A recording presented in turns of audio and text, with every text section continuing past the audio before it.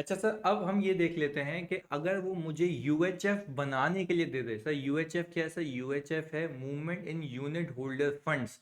Unit holder fund मैंने आपको कल की क्लास में सिखाया था, लास्ट क्लास में सिखाया था कि होता ही है कि भाई आप जैसे statement of changes in equity बनाते हैं जिसमें ओपनिंग इक्विटी आती है, फॉर द ईयर का प्रॉफिट आता है, इशुएंस ऑफ शेयर कैपिटल आता है, रिडम्पशंस आती हैं और फिर क्लोजिंग बच जाता है। तो हमें ऑल टुगेदर वो म्यूचुअल फंड के कॉन्सेप्ट के हिसाब से देखना पड़ेगा। बट आप पहले मेरे साथ उसका कॉन्सेप्ट समझेंगे और फिर मैं आपको प्रिपेयर करके दिखाऊंगा। और हमने पिछली ही क्लास की एग्जाम्पल को कंटिन्यूटी में रखना है ताकि आप कॉन्सेप्ट को ग्रिप में ला सकें। पर अब तक हमने क्या किया? अब तक हमने सिर्फ ये किया है, we know the only basic thing कि जितने मेरे एसेट्स इंक्रीज होंगे उतने मेरे नेट एसेट्स इंक्रीज होंगे, और सर नेट एसेट्स इंक्रीज होंगे तो एक यूनिट की वैल्यू मेरी इंक्रीज होगी जो मेरे यूनिट होल्डर्स का फायदा है। अब वो यूनिट होल्डर इसका फायदा ऐसे अवेल कर सकता है कि वो आके अपने यूनिट्स रिडीम करा के चला जाए, पहली चीज। दूसरी चीज, या तो हम उसको यानी ये जो फंड है उसको क्या देते? डिविडेंड देते। पर कल की क्लास में हमने कोई डिविडेंड डिस्ट्रीब्यूशन नहीं सीखी थी। तो आए अब इसको आगे लेके चलते हैं ताकि हमें समझ आए कि भाई इसमें चल क्या रहा है। सही जी, फोकस होके देखिएगा इधर। अच्छा भाई, अब मैंने ये कहा कि लास्ट क्लास में हमने कहा था कि भाई हमारे पास जो है 10,000 यूनिट्स हैं, नैव पर यूनिट आ रही थी 103.3965, और पार वैल्यू या कैपिटल वैल्यू आप कह लें वो थी मेरी 100 की। सही जी, वो ये आ रही है एज इट इज है। और अनडिस्ट्रीब्यूटेड इनकम ये थी मेरी। तो सर क्या हम ये कह सकते हैं कि हम यहां पर बना देते हैं statement of changes in unit holder fund. सही है जी, फॉर द ईयर एंडेड 31 दिसंबर 2022। हमने कहा चलें सर, एक हमने ईयर भी डाल दिया यहाँ पर। तो हमने यहाँ पर ओपनिंग बैलेंसेस लेने हैं और हमने कहा बैलेंस एज एट January 1, 2022। हमने कहा सर यहाँ पे लिखूंगा मैं कैपिटल वैल्यू, और यहाँ पे आ गया अनडिस्ट्रीब्यूटेड इनकम। सही है जी। और सर अनडिस्ट्रीब्यूटेड इनकम के बाद हमारे पास आ गया टोटल नेट एसेट्स वैल्यू। सही जी, टोटल लिख दें, नेट एसेट्स वैल्यू लिख दें, बात एक ही है। तो सर हमने तो सबसे पहले यहाँ पर, अच्छा एक एक और चीज़ याद रखिएगा, टोटल नेट एसेट वैल्यू आप ऐसे भी निकाल सकते हैं, हो सकता है एग्जामिनर ना दे। आपने कहा कि भाई मेरे पास एक यूनिट कितने का है? इतने का चल रहा है। अगर मैं सिर्फ इसको 10,000 से मल्टीप्लाई कर लूँ, यानी अगर मेरे एक यूनिट की वैल्यू ये है तो 10,000 यूनिट्स की कितनी होगी? 1033965। और मैं अगर कल की आपको क्लास दिखाऊं तो उसके अंदर भी कितनी थी? 1033965। और अगर मैं इसी को बैलेंस शीट में भी देखूं, इसी को बच्चों बैलेंस शीट में भी देखूं तो आपको अपेरेंटली दिखेगी 1033965, ये रही। सही है जी, तो आप ऐसे भी निकाल सकते हैं। तो अगर वो आपको ना दे तो आपको लॉजिकली पता होना चाहिए कि अगर एक यूनिट इतने का है तो 10,000 यूनिट्स की टोटल वैल्यू इतनी होगी, क्योंकि यहाँ पे जो कुछ भी बचा कुचा है वो किसका है? यूनिट होल्डर्स का है। हमने कहा कि सर अगर मैं यहाँ पर अनडिस्ट्रीब्यूटेड इनकम डाल दूं तो मैं ये बैलेंसिंग फिगर भी निकाल सकता हूँ। सर ये मेरी आ गई थी कैपिटल वैल्यू जो 100 रुपये पे इशू किया था, आपको याद आना चाहिए। तो this is how we work, यानी भाई कैपिटल बेस वैल्यू है, बेस वैल्यू के ऊपर जितना भी अनडिस्ट्रीब्यूटेड है और बकाया जो कुछ भी है वो क्या है भाई? टोटल यूनिट होल्डर्स का पैसा है। ये हो गई ओपनिंग बैलेंस। अब याद रखिएगा इसके अंदर आता है इशुएंस ऑफ, अब मैं अज्यूम कर रहा हूँ 5,000 यूनिट्स। यार बहुत सुकून से देखिएगा क्योंकि इसमें ट्रिक्स हैं, तो वो मैं आपको भी सिखाऊंगा। 5,000 यूनिट्स, सही जी, बहुत सुकून से समझिएगा। यहाँ पे लिखना होता है, यहाँ पे लिखना होता है कि कितने यूनिट्स पूरे साल में इशू हुए हैं। अब मैं यहाँ पे अलग से डेटा बनाता हूँ आपके लिए। अब मैं यहाँ पे अलग से आप लोगों के लिए डेटा बनाता हूँ। सही है जी, मैं यहाँ पे लिख देता हूँ इशुएंस एंड रिडम्पशन वर्किंग। अच्छा भाई, अब आपको सवाल में हो सकता है वो ये दे दे कि वो बोले कि भाई Feb 1 2022 को, Feb 1 2022 को यूनिट इशू हुए थे, वो थे 1500। सही है जी, वो थे 1500। अब बहुत फोकस होकर देखना है आपने। फिर उसने कहा July 1 2022 पे यूनिट इशू हुए थे, वो थे कोई 1200। अच्छा जी। और सर इसके बाद अगर मैं कहूँ, इसके बाद अगर मैं कहूँ कि सर इन्होंने जितने भी यूनिट इशू किए वो किए थे फिर अक्टूबर 2022 में, और वो थे 5,000 माइनस दिस और माइनस दिस, कुल मिला के ये इशूएंस हुई है इस साल। अच्छा, हमने कहा नैव किस वैल्यू पे इशू होंगे, भाई आपको ये पता होना चाहिए कि हर दिन मेरी नेट एसेट की वैल्यू चेंज हो रही होती है, क्योंकि हर दिन ये फंड कुछ ना कुछ कमा रहा होता है, वो एक एक दिन की अकाउंटिंग कर रहा होता है, चाहे वो किसी डेट सिक्योरिटी में इन्वेस्ट करके एक दिन का इंटरेस्ट ही क्यों ना बुक कर रहा हो। उस दिन अगर डिविडेंड आ गया होगा तो वो भी उसके एसेट्स को बढ़ा देगा, तो वो भी नेट एसेट्स में इनकॉर्पोरेट जाएगा। फिर रिपीट कर रहा हूँ, हर दिन की नैव अलग होती है। अब बात समझिएगा, हर दिन की नैव अलग कैसे होती है, प्रॉफिट्स की वजह से। जैसे जैसे फंड कमाता जाता है वैसे वैसे उसकी नेट एसेट्स की वैल्यू क्या होती जाती है, इंक्रीज होती जाती है। ये बात याद रखिएगा, ये बहुत ट्रिकी है, इसलिए मैं कह रहा हूँ फोकस होकर देखें। मैंने कहा जब ये खरीदना आया था ये बंदा, तो यहाँ पे नैव चल रही थी 104 की, यहाँ पे चल रही थी 105 की, या 106 कर लेते हैं, और सर यहाँ पे चल रही थी 108 की। यानी ये फंड कंटिन्यूसली इनकम की वजह से इंक्रीज हुए जा रहा था। तो टोटल यहाँ पे रिसीट्स आ जाएंगी, टोटल यहाँ पे रिसीट्स आ जाएंगी हमारी कितनी, दिस इंटू दिस। यानी सर आप ये बात मानते हैं, ये बात मानते हैं, अब बहुत सुकून से देखिएगा, एक चीज़ सिखानी है मैंने आपको। टोटल पैसा इस फंड के पास इतना आया है, मैं मेरा ये कहना है कि ये कैपिटल रिसीट है। ये क्या है भाई, कैपिटल रिसीट है। अब मेरी बात को सुकून से समझना, क्या मैं ये कह सकता हूँ कि एक बंदा जो पहली फैब को आया है जिसने 1500 यूनिट्स परचेज किए, तो पहले कितने थे, 10,000 थे, अब 1500 और आ गए किस पे, पहली फैब पे। ये नैव कितनी है, 104। ओपनिंग नैव कितनी चल रही है, ओपनिंग नैव कितनी चल रही है, 103, 103.3965, सही जी, वो लास्ट ईयर तक की कमाई है। अब मुझे एक बात बताओ, ये जो बंदा मुझे 4 रुपए दे रहा है वो किस नाम पे दे रहा है, प्रीमियम है। क्या ये इस फंड की या इस बंदे की इनकम है, नहीं, ये कैपिटल कंट्रीब्यूशन है। फिर रिपीट करता हूँ, ये क्या है बच्चों, कैपिटल कंट्रीब्यूशन है। ये कोई इस फंड की इनकम नहीं है, ये कैपिटल कंट्रीब्यूशन है। भी लोगों ने पैसा लगाया है, तो इसने 106 पे लगाया, सो इसने 108 पे लगाया। क्यों लगाया, बात समझिएगा। क्योंकि भाई जो पुराना यूनिट होल्डर बैठा हुआ है वो ये कहेगा कि भाई वो तो मेरी कमाई है ना, उसमें हिस्सेदारी इनकी नहीं होनी चाहिए, ये इनकी हिस्सेदारी तब होगी जब ये नए आएंगे। तो इनसे उसी हिसाब से पैसे लिए हैं जो उस दिन की वैल्यू चल रही थी, ताकि फंड की ज़ात पे कोई इम्पैक्ट ना आए। अब अगर मैं ये कहूँ कि अगर मैं इन लोगों को भी 100 रुपये पर यूनिट पे इशू करूँ यूनिट, तो आपको नहीं लगता कि जो पिछले प्रॉफिट्स हैं वो इनको भी मिल जाएंगे, क्योंकि मेरी जो यूनिट्स की वैल्यू है क्या हो जाएगी, वो कम हो जाएगी। तो इसीलिए ताकि वो अनचेंज रहे, तो भाई जितनी वैल्यू चल रही होती है इनसे उतने ही पैसे लेने होते हैं। अब ये बात समझ आ गई कि sir 531600, 531600 is my total capital receipt. क्या मैं कह सकता हूँ, क्या मैं कह सकता हूँ कि भाई यहाँ पर मैंने इसको ऐसे लिंक लगा दिया 531600, ये टोटल नेट एसेट्स में इंक्रीज आया। मैं फिर रिपीट कर रहा हूँ जानी, this is not my income, ये डायरेक्टली इक्विटी में आ रहा है। पहले तो मैं एक काम ये करूँ, ये कोई इनकम नहीं है तो यहाँ पे नहीं आएगा, ये कोई इनकम नहीं है तो ये यहाँ पे नहीं आएगा। अब जरा बात समझिएगा, फंड चलते कैसे हैं। हमने क्या कहा, 5,000 यूनिट इशू हुए हैं, हमने यहाँ पे कहा कैपिटल वैल्यू। सही है जी, कैपिटल वैल्यू। यहाँ पे एक चीज लिख रहा हूँ मैं, एलिमेंट ऑफ इनकम। अच्छा, अब ये क्या होता है जरा सुनिएगा भाई, आपको आपको म्यूचुअल फंड्स ये कहते हैं, और इनकी जो भी रेगुलेशंस हैं, जो नॉन बैंकिंग फाइनेंस कंपनीज की रेगुलेशंस है, वो ये कहती हैं कि भाई आपने प्रेजेंटेशन कुछ ऐसे करनी है कि आप ये बताएंगे कि ओपनिंग नैव कितनी थी।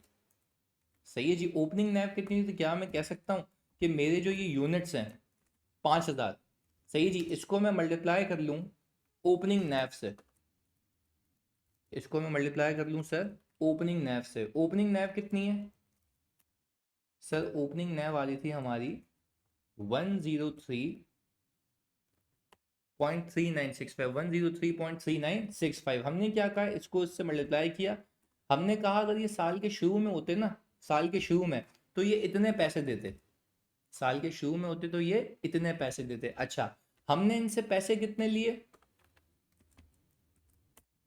531600। तो क्या मैं ये कह सकता हूँ, क्या मैं कह सकता हूँ कि मैंने जो बाकी इनसे पैसे लिए हैं वो एलिमेंट ऑफ इनकम के नाम पे लिए। एलिमेंट ऑफ इनकम का मतलब ये है, एलिमेंट ऑफ इनकम का मतलब ये है कि साल के शुरू की net assets value per unit, यानी जो भी कमाई थी पिछले पिछले प्रीवियस, मैं फिर रिपीट कर रहा हूँ, पिछले प्रीवियस यूनिट होल्डर्स की, उसके मुकाबले में आपने इनसे कितने ज़्यादा पैसे लिए, और जो इनसे ज़्यादा पैसे लिए हैं वो भी इनकी इनकम नहीं है, वो इस फंड की एलिमेंट ऑफ इनकम है जिस वजह से आपने इनसे ज़्यादा पैसे लिए हैं। वो इनका कैपिटल कॉन्ट्रीब्यूशन ही है, बट आपने किस नाम पे लिए sir? Element of income. This is just like a premium, this is just like a premium. तो क्या मैं कह सकता हूँ कि इन दोनों का डिफरेंस मैंने ये लिया है 14617? आपको यकीन नहीं आता तो आप यूं भी कर सकते हैं, आप यूं भी कर सकते हैं कि अगर मैं इसको उठाकर यहाँ साइड में ले जाऊं, अगर मैं इसको उठाकर यहाँ पे साइड में ले जाऊं और मैं इसको ओपनिंग नैव से कंपेयर करूं, सही जी, इसको, इसको और इसको, और मैं कहूं कि भाई मैंने ओपनिंग के मुकाबले में कितने ज़्यादा पैसे लिए हैं, ये ज़्यादा पैसे आ गए, और मैं इसी को मल्टीप्लाई कर लूँ यूनिट से, तो क्या मैं कह सकता हूँ बच्चों, क्या मैं कह सकता हूँ कि मैंने एलिमेंट ऑफ इनकम के नाम पे इतने पैसे लिए? This is my element of income. यानी आपको म्यूचुअल फंड के अकाउंट्स ये कहते हैं कि भाई अगर एक बंदा साल के शुरू से मौजूद है, वो 103.103.9 103.3965 पे मौजूद था, और उसने कमाई की और वो ऊपर चला गया, तो मुझे एक बात बताओ, वो जो कमाई है वो प्रीवियस यूनिट होल्डर्स की है ना, आप इनको उसमें हिस्सेदारी क्यों नहीं दे सकते? उनसे इनसे उतने ही पैसे लो जितने पे यूनिट चल रहा है, ताकि इनके लिए वो कैपिटल कंट्रीब्यूशन हो। मैं फिर रिपीट कर रहा हूँ, ताकि इनके लिए वो कैपिटल कंट्रीब्यूशन हो, इनकी हिस्सेदारी उस इनकम में नहीं। इनकी हिस्सेदारी कब होगी? जब ये आगे जाएंगे। अब लेट्स से अगर ये बंदा 104 पे आया ना, अब अगर नैव 106 की हो गई, लेट्स से एग्जांपल ले रहा हूँ, अब अगर नैव 106 की हो गई तो इसकी इनकम, इस 104 वाले की इनकम 2 रुपये हो गई, और जो प्रीवियसली चौरंगियाँ बैठी हुई थी 10,000 यूनिट्स वाली, उनकी इनकम कैलकुलेट की जाएगी 103 पॉइंट समथिंग से आगे, क्योंकि वो उतने पे थे।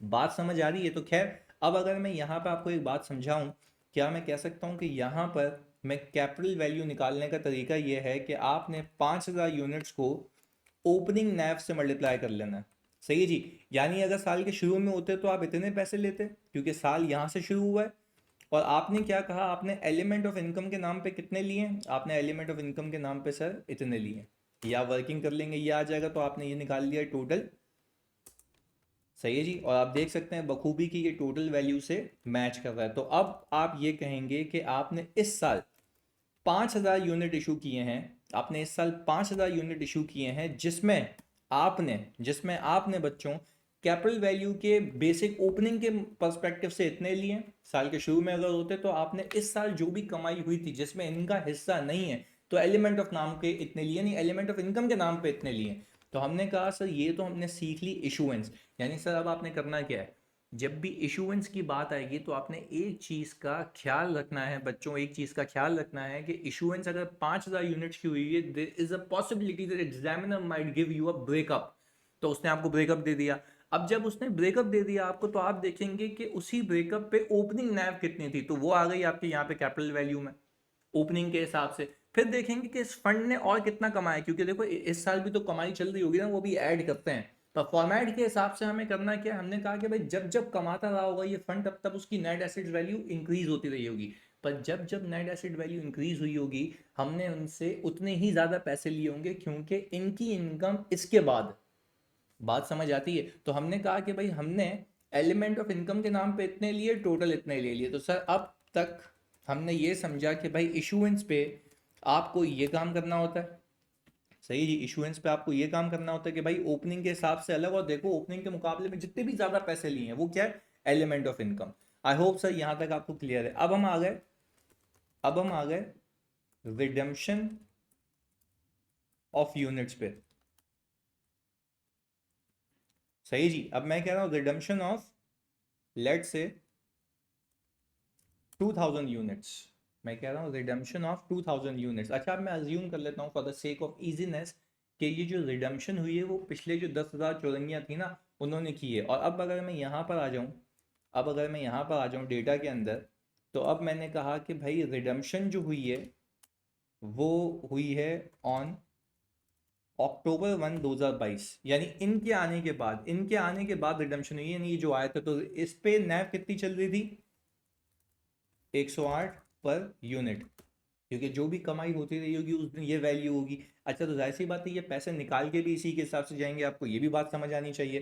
तो क्या मैं ये कह सकता हूँ बच्चों, क्या मैं ये कह सकता हूँ कि मेरे अगर 2000 यूनिट्स हैं जो रिडीम्ड हो गए, सही है जी, और उस दिन नैब चल रही थी 108 की, तो ये तो अल्लाह की कसम मुझे इनको इतने पैसे देने होंगे वापस, ये मुझे इतने पैसे देने होंगे। This is called redemption value, this is called redemption value. सही है जी, ये पैसे आपकी जेब से जाएंगे। तो पहले आप एक काम करें, यहाँ पे भी हम लिखते हैं कैपिटल वैल्यू, और यहाँ पे भी हमने लिखा एलिमेंट ऑफ इनकम। बहुत फोकस होकर देखिएगा, मैंने कहा था पहले तो टोटल लगा दिया मैंने, रिडम्पशन वैल्यू ये आ गई। सही है। अब ज़रा गेम देखें, अब ज़रा बात समझें मेरी, अब ज़रा बात समझिएगा, यहाँ पे बहुत ट्रिक है, मैं फिर बता रहा हूँ। ये रिडम्पशन वैल्यू है टोटल, हाँ, टोटल जितने वो पैसे लेके जाएगा। ये पॉजिटिव आएगी नेगेटिव आएगी सर, ये ऑब्वियसली नेगेटिव आएगी, ये ऑब्वियसली नेगेटिव आएगी। मैंने यहाँ पे ये रख दी, सही है जी, मैंने कहा यहाँ पे आ गया टोटल, और नहीं भी लिखूँ तो कोई मसला नहीं है, हम इसको ज़रा यूँ कर लेते हैं, ये आ गई सर नेगेटिव। अच्छा, अब ज़रा फोकस होकर देखिएगा। अब मैं ये कहूँ कि अगर यही बंदा 2000 यूनिट्स जो लेकर गया है, 2000 यूनिट्स जो वापस लेके गया आपने, जिसने रिडीम करवाया है, ओपनिंग के हिसाब से आता, तो उसको कितने पैसे हमें देने होते। तो हमने कहा इतने, ये आपने सिंपल ऐसे प्लॉटिंग करनी है ओपनिंग के हिसाब से, सही है जी, ये इतने पैसे लेके जाता। अच्छा, अब मैं आपसे पूछूं एलिमेंट ऑफ इनकम, मैं फिर रिपीट कर रहा हूँ, क्या अनडिस्ट्रीब्यूटेड इनकम इसकी कुछ पड़ी हुई थी सर? जवाब आता है यस। क्या मैं कह सकता हूँ ये जो 2000 यूनिट्स थे, ये 2000 यूनिट्स थे, ये आए कितने पे थे? अपने आप से पूछो ये आए कितने पे थे। सर ये आए थे, यहाँ पर एंटर हुए थे कितने पे, फिर रिपीट कर रहा हूँ, यहाँ पे एंटर कितने पे हुए थे? सर यहाँ पे एंटर हुए थे ये 100 पे, यहाँ पे ये एंटर हुए थे कितने पे? 100 पे। ये जा कितने पे रहे हैं सर? 108 पे। सर आपको कैसे पता 108 पे जा रहे हैं? सर आपको कैसे पता ये 108 पे जा रहे हैं? सर ये रही नैप, ये रही नैप। तो एक बंदा जब 100 पे लेकर आया था और वो 108 पे जा रहा है, तो क्या मैं कह सकता हूँ वो बकाया पैसे अपनी इनकम के लेके जा रहा है? तो सर मैंने ये कहा कि भाई आप यहाँ पर ये कर लें, इसको हम सम लगा देते हैं। अभी रुकिएगा, अभी सब्र कीजिएगा। अच्छा, आपने एग्जाम में भी यही करना है, और ये फंड्स ऐसे ही करते हैं, ये फंड्स में भी वर्किंग ऐसे ही होती है। जिसने म्यूचुअल फंड का ऑडिट किया हो नहीं किया हो, तो फिर आपको ये पता होना चाहिए।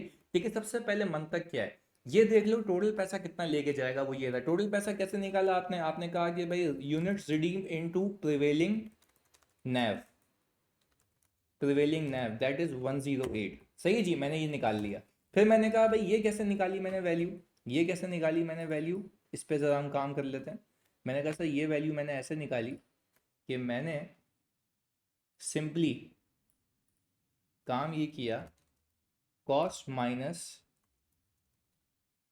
प्रिवेलिंग नैव इनटू यूनिट्स रिडीम्ड। सही जी, ये मैंने आपको फार्मूला भी बना दिया, ये मैंने आपको बच्चों फार्मूला भी बना दिया, कॉस्ट माइनस प्रिवेलिंग नैव इनटू यूनिट्स रिडीम्ड। तो ये मेरे पास आ गई उसकी अब तक की कमाई जो वो लेकर जा रहा है। सही है जी, ये मैंने सिंपल ऐसे निकाल दिया। बस अब मैं अगर आपसे ये पूछूं कि इसने बेसिकली अपनी प्रिंसिपल वैल्यू कितनी निकाली है, वो ये रही, प्रिंसिपल वैल्यू इतनी निकाली है 2 लाख रुपए। कैसे सर? आप ये प्रूव भी कर सकता हूँ मैं आपको, 2000 इंटू 100, ये 2 लाख रुपए। तो सर ये मैच क्यों नहीं होता? तो यहाँ पे आपके पास आती है एक एडजस्टमेंट एलिमेंट ऑफ इनकम की, जो कि ओपनिंग और क्लोजिंग का डिफरेंस होगी, जो कि ओपनिंग और क्लोजिंग का डिफरेंस होगी। तो आप जरा ये देखें, कि अगर मैं इसमें ये एडजस्ट करता हूँ तो ये मेरा क्लोजिंग ये बन जाता है। सही है जी। और सर अगर मैं इसमें ये एडजस्ट करता हूँ तो ये तो सही है, सिर्फ फॉर्मेट की डिमांड है। फॉर्मेट की डिमांड इसलिए मेरी बात समझिएगा, क्योंकि वो कहता है कैपिटल में से सिर्फ कैपिटल निकलना चाहिए, इनकम में से सिर्फ इनकम निकलना चाहिए। और मैं इसकी लॉजिक भी दे रहा हूँ, क्योंकि ये वो इनकम है, जब मैं उसको पे करूँगा तो ये उसकी टैक्सेबिलिटी है। अदरवाइज पता है क्या होता है, अगर कैपिटल और मैं इनकम को अलग नहीं रखूँ ना, तो क्योंकि जो उसने पैसे लगाए हुए थे वो भी उसकी इनकम में चले जाएंगे, जबकि ऐसा नहीं है। तो आपको मैं क्या कह रहा हूँ, इस कैपिटल वैल्यू के अंदर आई क्या थी, कैपिटल वैल्यू, तो यहाँ से जाएगी भी क्या, कैपिटल वैल्यू। तो ये फॉर्मेट की डिमांड है, ये फॉर्मेट की डिमांड है कि आपने कैपिटल वैल्यू में पहले ओपनिंग से कंपैरिजन रखना है। किससे कंपैरिजन रखना है, ओपनिंग से। तो आपने क्या किया, 2000 यूनिट्स को, आपने क्या किया 2000 यूनिट्स को, यहाँ पे मैं बना भी देता हूँ, 2000 यूनिट्स को ओपनिंग नैव से मल्टीप्लाई कर लिया, दैट इज 103.3965। यही किया था आपने, 103.3965। आपने कहा यार ये तो ज्यादा हो गया, ये तो ज्यादा हो गया, क्योंकि ओपनिंग नैव तो मेरी जाहिर सी बात है प्रॉफिटेबिलिटी की वजह से ज्यादा हो गई थी, तो यहाँ पे एलिमेंट ऑफ इनकम के नाम पे एक एडजस्टमेंट पार्क हो जाएगी, वो होगी बैलेंसिंग फिगर, जो कि आपको सिर्फ इसको कैपिटल वैल्यू पे लाने के लिए होगी, दैट्स इट। तो आपको एग्जाम में क्या करना है, प्रैक्टिकल लाइफ में क्या करना है, आप सबसे पहले देखेंगे कि वो पैसे कितने लेके जा रहा है in totality, and that redemption will be the sum of उसकी कैपिटल वैल्यू जो उसने लगाए थे और जो उसने कमाए थे, दोनों लेके जाएगा अपनी जेब से। सही है, वापस सुनिएगा, जो उसने पैसे लगाए थे और जो पैसे उसने कमाए वो दोनों लेके जा रहा है। तो मैंने एक काम किया, टोटल पहले यहाँ रख दिया।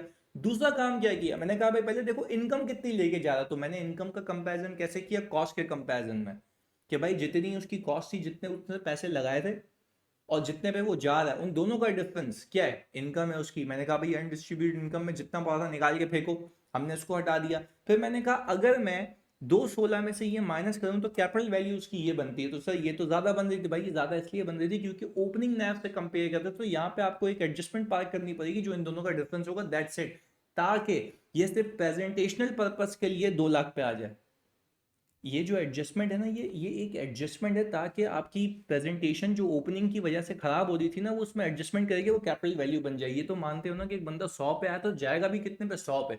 ये सिर्फ फॉर्मेट की रिक्वायरमेंट है कि आपने देखना होता है कि साल के शुरू में क्या था, साल के शुरू में क्या था, तो आपने कहा भाई देखो साल के शुरू में ये था, अगर साल के शुरू में जाता तो इतने पे जाता, फिर हमने क्या किया, इतने की एलिमेंट ऑफ इनकम की एडजस्टमेंट की, तो ये आ गया।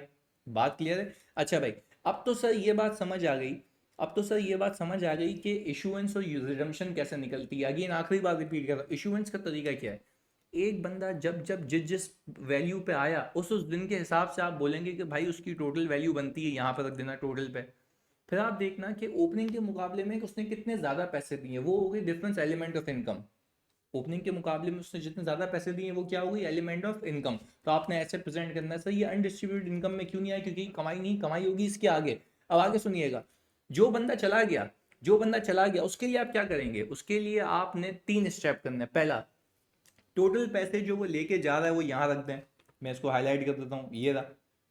फिर देखें वो इनकम के नाम पे कितने लेके गया, वो ये रहा। इसमें से ये माइनस करें, इसमें से 216 में से ये 16 माइनस किए, तो आपने बोला कि भाई ये वो पैसे हैं जो उसकी कैपिटल वैल्यू थी। अब सर ये और ये मैच नहीं कर रहे होंगे, क्यों, क्योंकि ये फॉर्मेट की रिक्वायरमेंट है कि आपने ओपनिंग कंपैरिजन बताना होता है कि बिजनेस शुरू कहाँ से हुआ था। अगर साल के शुरू में जाता तो इतने पैसे लेके जाता, सही जी, पर फिर भी मैं यही कह रहा हूँ, फिर भी again again again I am repeating it, फिर भी भाई उसने लगाया था 2 लाख रुपए थे ना, तो आपने इसको इससे कंपेयर करके सिर्फ for the sake of presentation यहाँ पे बैलेंसिंग फिगर एक एडजस्टमेंट माननी होगी, दैट्स इट। सही है जी। तो अब अगर बंदा प्लीज सुनिएगा खुदा के वास्ते, अब अगर बंदा अपने पैसे लेकर जा रहा है तो वो उस बंदे की टैक्सेबिलिटी जो कैपिटल गेन की होगी वो 16,000 रुपये होगी, दैट्स इट। क्योंकि यहीं से दिख रहा होगा, इस म्यूचुअल फंड के अकाउंट से दिख रहा होगा, जिस जिस बंदे को पैसे मिले हैं उसमें कमाई उसकी सिर्फ 16,000 थी। बात क्लियर है। तो सर हमने यहाँ पे इसको ये कर लिया, और सर इसके अंदर अब हम profit for the year add करते हैं। प्रॉफिट फॉर द ईयर हमने कहा कि भाई इन्होंने कमाया है कोई 5 लाख, 5 लाख कमाया है, हमने 5 लाख कर दिया, ओके चलें जी। या हम कर लेते हैं सर 2 लाख। सर प्रॉफिट आपने अनडिस्ट्रीब्यूटेड इनकम में रखा है, बिल्कुल यहीं आएगा, बिल्कुल यहीं आएगा, और कहाँ आएगा। अच्छा भाई, तो सर हमने ये कहा कि भाई ये जब प्रॉफिट आ गया, ये जब प्रॉफिट आ गया तो उससे जाहिर सी बात है मेरे नेट एसेट्स क्या होंगे, इंक्रीज होंगे। यही प्रॉफिट कहाँ गया होगा सर, इनकम स्टेटमेंट में। यही प्रॉफिट कहाँ गया होगा, इनकम स्टेटमेंट में। ये बात याद रखिएगा, यही प्रॉफिट मेरा इनकम स्टेटमेंट में गया होगा। पर सर अब अगर मैं यहाँ पर एक बात करूँ, मैं अज्यूम कर रहा हूँ कि मैंने कोई डिस्ट्रीब्यूशन नहीं की, मैं अज्यूम कर रहा हूँ कि मैंने कोई डिस्ट्रीब्यूशन नहीं की, तो ये प्लस ये प्लस ये, मेरे पास ये अमाउंट आ गई, यहाँ पे ये आ गई, और यहाँ पर ये आ गई। तो सर क्या मैं कह सकता हूँ कि मेरे पास, अच्छा जी, हमें यहाँ पे ये भी प्लस करना है क्योंकि ये भी तो आया हमारे पास। अच्छा जी, तो सर क्या मैं कह सकता हूँ मेरे अब नेट एसेट्स जो हैं 1349565 हो गए, पहले कितने थे ये? क्योंकि सर देखें इसमें दो इम्पैक्ट्स हैं, कुछ नए लोग आए, कुछ आपने कमाया भी हो, कुछ चले भी गए, तो नेट ये बचा है मेरे पास, नेट ये बचा है। और मेरी बैलेंस शीट पे भी ये आना चाहिए 1349565। मैं फिर रिपीट कर रहा हूँ, बैलेंस शीट पे भी आना चाहिए 1349565, क्योंकि खुद देखो, मैपिंग करो दिमाग की। एक बंदा जब पैसे लेकर आया तो कैश डेबिट हुआ होगा और यूनिट होल्डर फंड क्रेडिट हुआ होगा इतने से, ये तो सीधा सीधा इंक्रीज है। और एक बंदा जो गया है, एक बंदा जो गया है, तो उससे क्या हुआ होगा भाई, मेरा कैश हुआ होगा क्रेडिट 2,16,000 से, और यूनिट होल्डर फंड भी डेबिट हुआ, देखो कितने से, 2,16,000 से, उससे मेरे नेट एसेट्स कम हो गए, और इस कमाई से मेरे नेट एसेट्स फिर बढ़ गए, तो क्लोजिंग ये बच गया। अच्छा, अब अगर मैं आपसे बात पूछूं, अब अगर मैं आपसे बात पूछूं मेरी net assets value per unit कितनी है, नैव पर यूनिट कितनी है, नैव पर यूनिट कितनी है? तो सर नैव पर यूनिट मैं ऐसी साइड में निकाल रहा हूँ, वैसे फॉर्मेट में नहीं है, नैव पर यूनिट है आपकी दिस डिवाइडेड बाय। अच्छा सर, डिवाइड में किससे करूँ, कौन से यूनिट से? 10,000 से नहीं, 10,000 में आप ऐड करेंगे कितने, 5,000, और 2,000 माइनस करेंगे, तो कुल मिला के हो गए 13,000। क्या मैं कह सकता हूँ कि मेरी अब नैव आ गई 103.81? सर मेरी नैव आ गई 103.8127, 103.8127। मैं फिर रिपीट कर रहा हूँ सर, मेरी नैव आ गई 103.8127, क्योंकि मेरे यूनिट होल्डर्स भी बढ़ चुके हैं, मेरे यूनिट होल्डर्स भी इंक्रीज हो चुके हैं। तो क्या मैं कह सकता हूँ जब बंदा जो पैसे लगा रहा है और उसको इतने यूनिट्स भी मिल रहे हैं, तो वो मेरी यूनिट्स की इंक्रीज में कंट्रीब्यूट नहीं करेंगे, हाँ, उसके ऊपर जो कमाऊंगा उसमें करेंगे, तो तभी देखो 103 पॉइंट आ रहा है। बात क्लियर है? अब अगर लेट से मैं यहाँ पे प्रॉफिट को कर दूँ 3 लाख, यहाँ पे अगर मैंने प्रॉफिट को कर दिया 3 लाख, 3 लाख रुपीज, सही है, 3 लाख रुपीज, तो क्या मैं कह सकता हूँ कि अब मैं इसको 13,000 से डिवाइड किया, अगर मैं जैसे ही इसको देखो 4 लाख रुपए करूंगा। अच्छा, मैंने एक यहाँ पे गलती ये की है कि मैंने यहाँ पर इसका टोटल नहीं किया हुआ, मैंने इसका टोटल नहीं किया हुआ, तभी ये इसने उठाया नहीं था। अब आ गई बात समझ। अच्छा जी, तो हमने कहा देखें अगर मैं इसको 2 लाख करता हूँ तो मेरी देखो 119 है, सही है जी। मैं फिर रिपीट कर रहा हूँ, जो बंदा पैसे लेकर आ रहा है उससे नैव इंक्रीज नहीं होती है, वो कैपिटल कॉन्ट्रीब्यूशन है, वो तो उतने पे ही आ रहा है ना। हाँ, उससे ऊपर जब जाएंगे प्रॉफिट की वजह से जाएंगे, तो मैंने कहा सर अब देखें पर यूनिट नैव कितनी है, नैव पर यूनिट्स है, यूनिट्स लिखा हुआ है 119.19731, सही है जी। ये आपकी नैव आ गई है एक यूनिट की, इस बात को मद्देनजर रखना। अच्छा, अब इसके नीचे की प्रेजेंटेशन, अच्छा वो बोलता ही है कि भाई आप opening balance of undistributed income आप ऐसे बताइएगा, रियलाइज, अनरियलाइज। अभी मैं प्रूव करता हूँ आपको। अच्छा, मुझे आप एक बात बताते हैं, opening balance of undistributed income, पहले मैं यहाँ टोटल लिख देता हूँ। ओपनिंग बैलेंस कितना था अनडिस्ट्रीब्यूटेड इनकम का, ये था ना, ये रहा आपके सामने, ऊपर से भी प्रेजेंट हो रहा है, ये रहा, ये रहा 33,965, ऐसा ही है। अच्छा, फिर वो बोल रहा है रियलाइज और अनरियलाइज में इसको बाइफरकेट करो। सो रियलाइज का मतलब क्या है, जो पैसे आ गए। अगर मैं लास्ट ईयर की इनकम स्टेटमेंट में जाऊँ, लास्ट ईयर की इनकम स्टेटमेंट में जाऊं, तो क्या मैं कह सकता हूं मेरे लिए सबसे आसान है अनरियलाइज निकालना। अनरियलाइज कैसे निकलता है सर, फेयर वैल्यू गेन जो कि अब तक रियलाइज नहीं हुआ। तो मैं सिंपल ये कह सकता हूं ना, जो मेरी इन्वेस्टमेंट का मार्क टू मार्केट था लास्ट ईयर, जो हमने अभी पीएनएल बनाया था, क्या मैं कह सकता हूँ फेयर वैल्यू गेन अब तक रियलाइज नहीं हुआ, तो बैलेंसिंग फिगर क्या है सर मेरा, रियलाइज, सही है जी। तो देखो इन दोनों को हमेशा हमेशा हमेशा हमेशा रिपीट कर रहा हूँ, प्रैक्टिकल लाइफ में भी ऐसा निकाला जाता है, तो ये इन दोनों का समय ये मैच हो रहा है।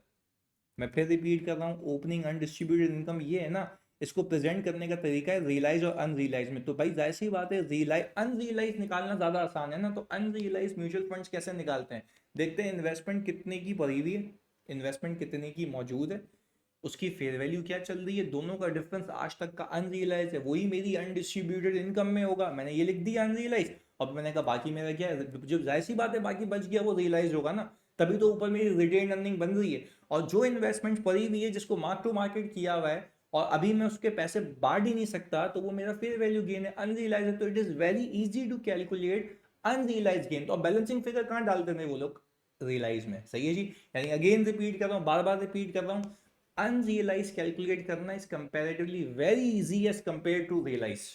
आई होप दिस इज क्लियर। चलें जी, अब हमने ये कर दिया, फिर वो कहता ये है कि इसमें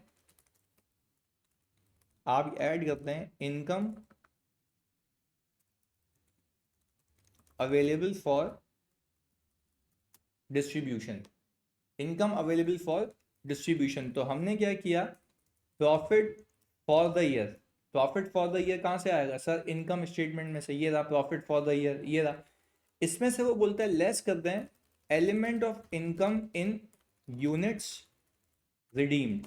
भाई वो क्या ही रहा है कि फॉर द ईयर जो आपने कमाया, फॉर द ईयर जो आपने कमाया उसमें से कुछ लोग तो पैसे लेके चले गए ना, तो इनकम अवेलेबल फॉर डिस्ट्रीब्यूशन ये 2 लाख रुपए नहीं है। इनकम अवेलेबल फॉर डिस्ट्रीब्यूशन वो है जो आपके लोग अपने यूनिट्स के रिडम्पशन में लेके चले गए उसको माइनस करने के बाद। तो हमने ये कहा कि भाई income, element of income in unit redeem minus किया तो ये आ गया मेरे पास। क्या मैं कह सकता हूँ कि मेरे पास closing balance of undistributed income, मैं यहां पे लिखूंगा आप लोगों के लिए, मैं यहां पे लिखूंगा आप लोगों के लिए दिस प्लस दिस। देखो 217 बन गया, अल्लाह की कसम देखो यहाँ से मैच भी कर रहा है, देखो यहाँ से मैच भी कर रहा है, यहाँ से मैच भी कर रहा है, ये ना देखो यहाँ से मैच कर रहा है। तो ये हमेशा मैच करना चाहिए। और सर इसका फिर ब्रेकअप कैसे बनाएंगे आप, रियलाइज और अनरियलाइज में, ये रहा रियलाइज और अनरियलाइज में। अच्छा मैं अज्यूम कर रहा हूँ कि जो मेरे शेयर्स थे, मैं एक बार चेक कर लूँ अपने पास, मेरे जो शेयर्स थे वो कितने थे, 2000 थे, सही है जी। और फिर हमने ये कहा था कि भाई 7.5 का गेन आया था, नहीं ये तो डिविडेंड था, 32 पे चले गए थे, 7 रुपीज़ पर शेयर का गेन आया था। तो अब मैं अज्यूम कर रहा हूँ, कि यही 2000 शेयर्स, सही है जी, अब जो हो गए हैं, मैं फिर रिपीट कर रहा हूँ, यहाँ पे आपको दिखा भी देता हूँ, 2000 शेयर खरीदे थे 25 के हिसाब से, 32 पे हो गए थे, 7 रुपए का गेन आया था, ये देखो पर। अच्छा मैंने क्या किया हुआ, ये 10 से मल्टीप्लाई किया हुआ है, 10 का गेन है, तो यहाँ पे मैंने गलत किया हुआ है, ये है 35। अगेन चेक कर लेता हूँ, 2010 का गेन है, ओके। तो 35 इंटू मैंने -25 किया। चलें जी, अब मैं कह रहा हूँ कि ये इसमें मुझे 15 रुपए का और गेन आ गया, यानी 35 से 50 पे चला गया। तो मैंने क्या कहा, ये इसको मैंने कर लिया ये, तो मैंने कहा सर 2000, अच्छा अनरियलाइज है ना तो एजेड आएगा, अनरियलाइज है तो एजेड आएगा। तो मैंने कहा कि सर आप यहाँ पर यूं कर लें कि 25 - 50, सही है जी। तो हमने कहा 50 - 25, क्योंकि एजेड की अनडिस्ट्रीब्यूटेड है ना मेरी जान, तो मैंने कहा कि इसको मैंने कर लिया 2000। तो सर मैंने कहा 50,000 रुपये का मेरे पास अभी भी अनरियलाइज गेन मौजूद है, तो बाकी क्या होगा सर, रियलाइज ऐसी बात है, बाकी कैश में पड़ा होगा। बात समझ आ रही है। तो sir this is how you present unit holder fund की मूवमेंट। सर देख लें एक बार, ओवरव्यू दे रहा हूँ अगेन, ओपनिंग बैलेंस आ गया, इशूमेंट्स कैसे निकालनी है वो सिखा दिया, रिडम्पशन कैसे निकालनी है वो सिखा दिया, अभी प्रैक्टिस कराता हूँ अगली क्लास में। प्रॉफिट डाल दिया, अभी डिविडेंड की डिस्ट्रीब्यूशन मैंने नहीं सिखाई है। फिर मैंने आपको ये सिखा दिया ओपनिंग बैलेंस कैसे प्रेजेंट होता है, इनकम अवेलेबल फॉर डिस्ट्रीब्यूशन का मतलब क्या है, और क्लोजिंग बैलेंस, और ये हमेशा आपस में क्या करेंगे, मैच करेंगे। सर मिलते हैं अगली क्लास में, जज़ाकल्लाह।